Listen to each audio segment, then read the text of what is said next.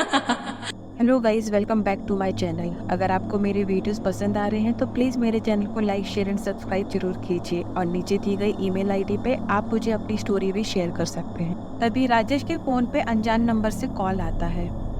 सामने से आवाज़ आती है कि मैं अजय बोल रहा हूँ और मैं तुमसे कुछ बात करना चाहता हूँ। वो जैसे ही ये बोलता है कि अचानक राजेश का मोबाइल अपने आप बंद हो जाता है। वो सोचता है कि मैं वैसे भी घर ही जा रहा हूँ, घर जाके फ़ोन चार्ज करके बात कर लूँगा। पर राजेश को समझ में नहीं आता कि उसका मोबाइल अचानक बंद कैसे हो। राजेश जैसे ही घर पहुँचता है वो अपना मोबाइल चार्जिंग पे लगाकर बाथरूम की ओर चला जाता है। जैसे ही राजेश बाथरूम के बाहर आता है वो अपना मोबाइल ऑन करता है। जैसे ही उसने अपना मोबाइल ऑन किया कि फिर से उसी नंबर से कॉल आता है। राजेश फ़ोन उठाता है तो इस पर अजय बोलता है कि मुझे तुमसे कुछ बात करनी है। इस पर राजेश बोलता है, हाँ बोलो, मैं तुम्हारी बातें सुन रहा हूँ। इस पर अजय बोलता है, क्या तुम क्वार्टर नंबर 13 में रहते हो? इस पर राजेश बोलता है, हाँ मैं वहीं रहता हूँ। अजय पूछता है, क्या तुमने वहाँ पर रहते हो कुछ अजीब सी चीज़ महसूस की है? इस पर राजेश बोलता है, नहीं मुझे अभी तक ऐसा कुछ भी नहीं लगा है। पर आप कौन बोल रहे हो? अजय बोलता है, मुझे पता है कि आप मुझे नहीं जानते हो और मैं भी आपको नहीं जानता हूँ। मुझे जैसे ही पता चला आप क्वार्टर 13 में रहते हो, इसलिए मैंने आपको कॉल किया। राजेश को अजय से बात करते टाइम कुछ अजीब सा महसूस हो रहा था, पर उसने इन सब चीज़ों पे ज़्यादा ध्यान नहीं दिया।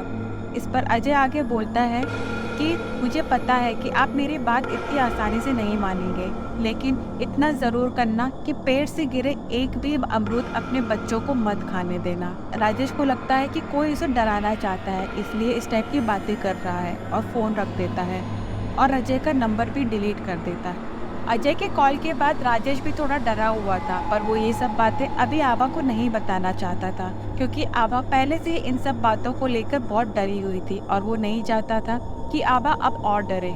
पर वो किचन में जाके आभा को ये जरूर बताता है कि पेड़ से गिरे हुए एक भी अमरूद बच्चों को मत खाने देना। इस पर आभा ने पूछा कि क्यों, क्या हुआ? इस पर राजेश चिल्लाते हुए आभा को बोलता है, तुमसे जितना बोला गया है उतना करो। आभा को राजेश के इस बर्ताव से बड़ी गुस्सा आती है और वो वहां से पूजा के पास चली जाती है। तभी पूजा अमरूद खा रही थी और बोलती है, मम्मी ये अमरूद तो बहुत टेस्टी हैं। आभा भी सोच ही रही थी कि राजेश ने अमरूद खाने के लिए क्यों मना किया है। जैसे ही वो पूजा को देखती है, उसके हाथ से अमरूद लेके फेंक देती है। भागकर अनय के पास जाती है। अनय ने तो पेट भरकर अमरूद खा लिए थे। वो उसी पेड़ के नीचे लेटकर सो गया था। आभा अनय को देख के बहुत डर जाती है। वो उसको उठाने की बहुत कोशिश करती है और उसे अपनी गोद में उठा लेती है। इस पे अनय बोलता है, माँ सोने दो ना, कितने दिनों बाद नींद आई है। आभा को काटो तो खून नहीं वाली हालत थी। अनय जो उसे आज पहली बार माँ कहकर बुलाया था, उसकी आवाज में एक भारीपन था। नहीं तो हमेशा दोनों बच्चे उसे मम्मी कहकर ही बुलाते थे। आभा उसे जगाने की बहुत कोशिश करती है, लेकिन अनय हर बार सोने दो ना माँ कहते हुए उसकी गोद में चिपक जाता है और सो जाता है। आभा की आंखों में दोनों बच्चों के लिए बहुत चिंता दिख रही थी और इसी कारण वो रोने लगती है। उसने राजेश को चीख कर बुलाया और रोते हुए कहती है, लो देख लो अपनी जिद का नतीजा। कैसा नतीजा आभा? बच्चे थक गए हैं इसलिए सो गए हैं, अभी इसे कमरे में ले चलता हूँ। आज से पहले कभी देखा है आपने अनय का ये रूप? ये देखा है कभी आपने कि वो कभी पेड़ के नीचे बेवक्त सो जाए? तो अरे आप अभी भी समझ क्यों नहीं रहे हो? ऐसा बोलते हुए आभा बस रोई ही जा रही थी। इसमें समझना क्या है, तुम पागल हो चुकी हो बस, चिल्लाते हुए राजेश ने बोला। अगर ऐसे ही आपको मेरी बात समझ में नहीं आ रही है तो मैं सुबह अपनी माँ के पास चली जाऊंगी और आप रहना इस क्वार्टर में अपनी जिद और मॉडल सोच के साथ। तभी आभा शांत होते हुए अनय को संभालती है। अब अनय को आभा और राजेश दोनों जगह जगह के परेशान हो गए, लेकिन वो उठने का नाम ही नहीं ले रहा था। बहुत रात होती जा रही थी। आभा की आंखों से नींद एकदम गायब हो चुकी थी। वो बस अपने बच्चों को देखी जा रही थी। तभी राजेश गुस्सा होने के कारण दूसरे रूम में सोने चला जाता है। आधी रात का समय हो गया था। राजेश को आभा की चिंता होने लगी तो वो उठकर आभा के कमरे में आया, क्योंकि इसके पहले भी आभा 2 बार बेहोश हो चुकी थी। राजेश जैसे ही कमरे में पहुंचता है, अनय एकदम से उठता है और बोलता है, माँ भूख लग रही है। आभा पलट कर देखती है तो घड़ी में 2 बज रहे थे।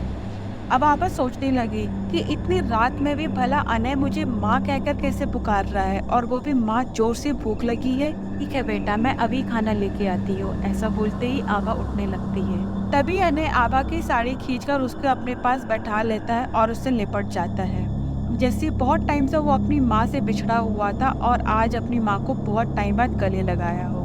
अनय आभा का आंचल में मुंह छुपाकर कहता है, आप मत जाओ माँ, वो आ जाएंगे। उसने राजेश की तरफ इशारा किया। राजेश बिना समय गवाए किचन की तरफ जाता है और उसके लिए खाना लेकर आता है। अनय आभा के हाथ से खाने की इच्छा करता है। आज अनय ऐसे खाना खा रहा था जैसे उसने बहुत दिन से कुछ भी ना खाया हो। साथ ही वो बार बार आभा की हाथ खींचकर उसकी उंगलियां भी चाटने लगा। आभा को भी कुछ समझ में नहीं आ रहा था, पर वो बस अपने हाथ से अनय को खाना खिला रही थी। बहुत स्वाद है माँ, बहुत स्वाद। आश्चर्य की बात ये थी कि अनय जितना रोज खाता था उससे आज डबल भी खा लिया था। उसके बाद भी उसका पेट नहीं भरा था। बस करो, कितना खाओगे, अब तो खाना भी खत्म हो गया है बेटा। अनय घूरकर राजेश की तरफ देखता है। राजेश डर गया अनय के इस रूप को देखकर। अनय फिर से आभा से चिपकते हुए अचानक कांपने लगता है। आभा और राजेश दोनों उसको पकड़ कर रखते हैं, फिर भी वो बहुत कांप रहा था। राजेश के हाथ लगाते ही अनय ने उसे जोर से धक्का दे दिया। जाने कहाँ से उस बच्चे में इतनी ताकत आ गई। राजेश भी अपने आप को संभाल नहीं पाया और दीवार से जा टकराया। अनय अभी भी कांप रहा था, पर अचानक उसको एक हिचकी आती है और वो ठीक हो जाता है। अनय, क्या हो गया है बच्चे तुझे? शांत हो जा, आभा रोते हुए कहती है। अनय आभा को रोता हुआ देखकर परेशान हो गया। क्यों रो रही हो मम्मी? अनय की आवाज जैसे नॉर्मल हो गई थी और उसने अभी मम्मी कहा था। आभा ये सुनते ही बहुत खुश हो जाती है और उसे अपने गले से लगा लेती है। तभी अचानक अनय बोलता है कि माँ, मेरा पेट दर्द हो रहा है। इतने में आभा उठकर उसके लिए दवाई लेने जाती है। इसी बीच अनय को उल्टियाँ हो जाती हैं। उसको जैसे ही उल्टी होती है उसका सारा खाना बाहर आ जाता है और उसका पेट दर्द भी एकदम ठीक हो जाता है और वो अपनी जगह पर जाकर सो जाता है। ये सब देखकर राजेश को भी अब कुछ अजीब सा महसूस होने लगा था। उसे भी अनय के स्वभाव में कुछ अलग सा लगा। उसे समझ नहीं आ रहा था कि इस बात पर वो कैसे यकीन करे। इसलिए वो अपने आंगन में जाता है। आंगन में हवा चल रही थी तो उसे थोड़ा अच्छा लगता है कि अचानक अमरूद के पेड़ की डाली गिरती है, जिससे राजेश थोड़ा डर जाता है और वो अंदर जाने लगता है। जैसे ही वो अंदर जाता है किसी ने उसका एकदम से हाथ पकड़ लिया। जैसे तैसे वो झटके से अपना हाथ छुड़वाता है कि तभी किसी ने उसके पैर जकड़ लिए। पकड़ इतनी तेज थी, ऐसा लग रहा था जैसे कोई सांप उसके पैरों में लिपट गया हो। जब राजेश ने अपने पैरों की तरफ देखा तो उसे कुछ दिख नहीं रहा था और वो बहुत डर गया। वो आभा को बुलाना चाह रहा था, मगर उसके गले से कुछ आवाज ही नहीं निकल पा रही थी। वो चाह कर भी अपनी जगह से हिल नहीं पा रहा था कि तभी आभा आंगन में आती है और राजेश के पैरों से वो फंदा छूट गया। फंदा छूटते ही राजेश राहत की सांस लेता है। उसने एकदम से दरवाजा खोला और अंदर आ गया। इससे पहले कि वो कुछ कहता, आभा सब कुछ समझ चुकी थी। अब राजेश का चेहरा एकदम पसीना पसीना हो चुका था और गले से आवाज भी नहीं निकल रही थी। आभा ने पानी का गिलास राजेश को देते हुए कहा, अब तो यकीन कर रहे हो ना मेरी बात पर, या फिर अभी और कुछ भी देखना बाकी रह गया है तुमको? राजेश चुप था क्योंकि वो समझ गया था कि आभा अभी तक जो बोल रही थी वो सब उसका मन का वहम नहीं था, ये सब कुछ सच में हो रहा था। अब तक तो आभा की बातों को अनसुनी कर रहा और उसका मजाक बना रहा था। जो भी था अब सच राजेश के सामने आ चुका था। इस पर आभा बोलती है कि अब क्या करें। आभा आगे बोलती है कि हमने जिस दिन हवन करवाया था उस दिन बस सब ठीक था, मगर उसके अगले दिन से फिर वही चीजें होने लगी थी। मुझे लगा था हवन के बाद चीजें ठीक हो जाएंगी, पर अब मेरी समझ में कुछ नहीं आ रहा है कि हमें क्या करना चाहिए। इस पर राजेश बोलता है, ठीक है, मैं कल बात करता हूँ ऑफिस में और हम कल के कल ही ये मकान छोड़ देंगे। कोई छोटा सा मकान ले लेंगे और कहीं भी रह लेंगे, मगर कल के कल यहाँ से निकलना ही है। राजेश ने बड़ी गंभीरता से अपनी बात पूरी की। किसी को नींद नहीं आ रही थी और ऐसे ही करते करते धीरे धीरे सुबह हो जाती है। अभी भी दोनों बच्चे गहरी नींद में सोए हुए थे। आभा अपना किचन का काम करके बच्चों को उठाने आती है। तभी अनय तो उठ जाता है, लेकिन पूजा चुपचाप अभी भी सो रही थी। अनय को ठीक देखकर आभा की जान में जान आती है। और वो उसको अपने गले से लगा लेती है। इतने में राजेश भी ऑफिस जाने के लिए तैयार हो जाता है ताकि वो वहाँ जाकर क्वार्टर बदलने की बात कर सके। तुम और बच्चे कहीं मत जाना, सिर्फ आगे वाले कमरे में ही बैठकर मेरा इंतजार करना। चिंता मत करो, सब ठीक हो जाएगा। पर जैसे ही राजेश बाहर निकलता है कि अचानक कल रात की तरह किसी ने उसके पैर पकड़ लिए और वो आगे नहीं बढ़ पा रहा था। पीछे से आभा ये सब देख रही थी मगर उसको समझ में नहीं आया कि राजेश को क्या हुआ। उसने पीछे से आवाज लगाई और बोली कि कोई प्रॉब्लम है क्या? अगर कुछ है तो पहले अंदर बैठ जाओ, फिर 5 मिनट बाद चले जाना। इस पर राजेश को आभा की बात सही लगती है और जैसे ही वो पीछे मुड़ता है, अब उसके पैर किसी ने नहीं पकड़े हुए थे। ये सब देखकर राजेश को लगा कि शायद सब ठीक हो गया और फिर वो बाहर जाने के लिए मुड़ता है और फिर जैसे ही वो मुड़ता है फिर से किसी ने उसके पैर पकड़ लिए। राजेश आभा को सब बताता है। इस पर आभा बोलती है, आप रुकिए, मैं आके देखती हूँ। आभा आराम से घर के बाहर कदम रख पा रही थी। उसे तो किसी भी प्रकार की कोई प्रॉब्लम नहीं हो रही थी, लेकिन राजेश जैसे घर के बाहर जाने के लिए कदम निकालता था, फिर वही। इस पर आभा ने उसे बोला, एक काम कीजिए, आप बच्चों के पास रुकिए, मैं चली जाती हूँ आपके ऑफिस और बात करके आती हूँ। इस पर राजेश हाँ कहते हुए घर की तरफ मुड़ जाता है।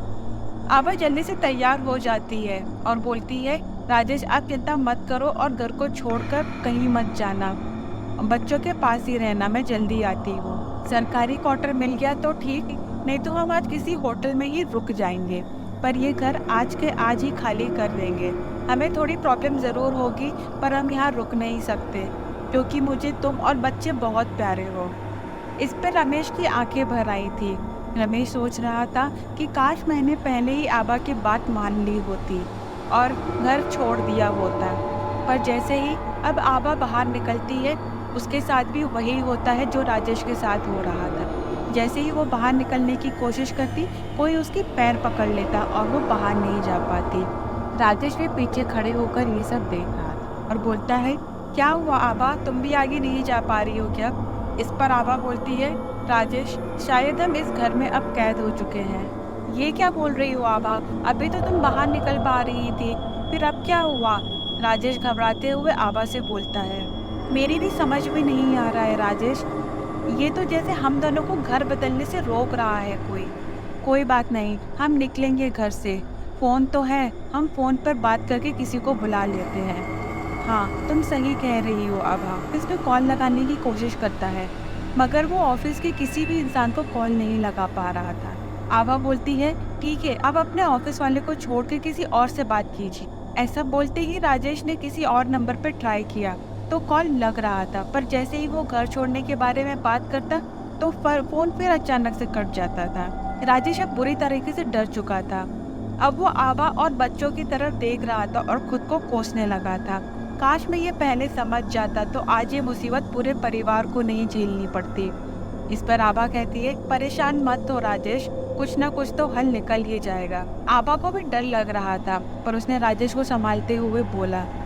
अचानक राजेश को अजय की याद आती है, पर उसको याद आता है कि उसने कल रात में ही उसका नंबर डिलीट कर दिया था। तभी वो आभा को अजय के फ़ोन के बारे में बताता है। आभा बोलती है कि आप उसको कॉल कीजिए। तब राजेश बोलता है कि मैंने कल रात में ही उसका नंबर डिलीट कर दिया था।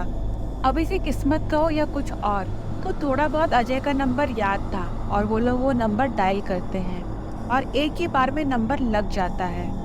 जैसे ही अजय फ़ोन उठाता है, राजेश उसको सब कुछ बता देता है और पूछता है कि अब इसका क्या हल हो सकता है। अजय भी उसी शहर में रहता था।